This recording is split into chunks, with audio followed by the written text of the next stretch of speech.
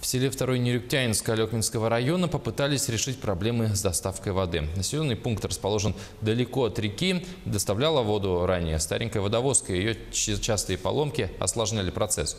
Как вариант, по линии Министерства сельского хозяйства в селе удалось реализовать большой проект – летний водопровод. Елена Фаст продолжит. Совсем недавно в селе Второй Нерюктянинск запустили летний водопровод. Для кого-то это событие покажется маловажным, но для сельчан большое дело. До реки очень далеко, да и до озера большинству добираться прилично. Водовозка старенькая, часто выходила из строя. Вот для вас вообще важно? Да, важно. Для огорода, для картошки, для капусты.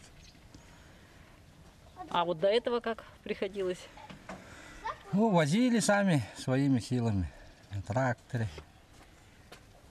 На тележках. Удобно, конечно. Намного удобнее. Не таскать на себе.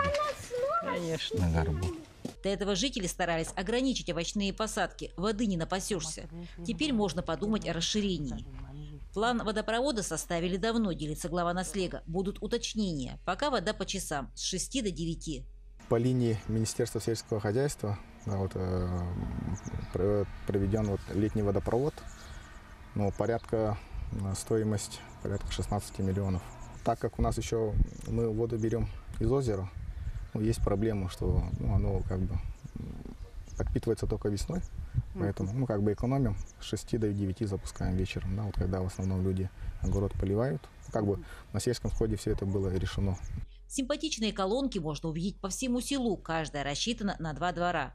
Правда, обошли тех, у кого озера в шаговой доступности. Но и им скоро планируют подвести. Желающие есть. Летом же постоянно эта водовозка не работает. Потом некоторые далеко от озера живут. Конечно, им нужная вещь.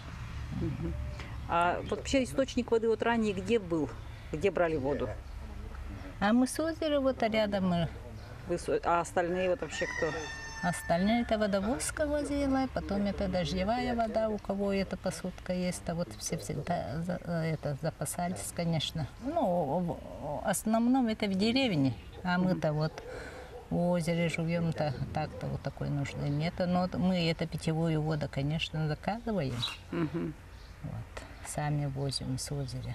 В селах люди не избалованы благоустройством, поэтому жители очень рады хотя бы летнему решению проблемы.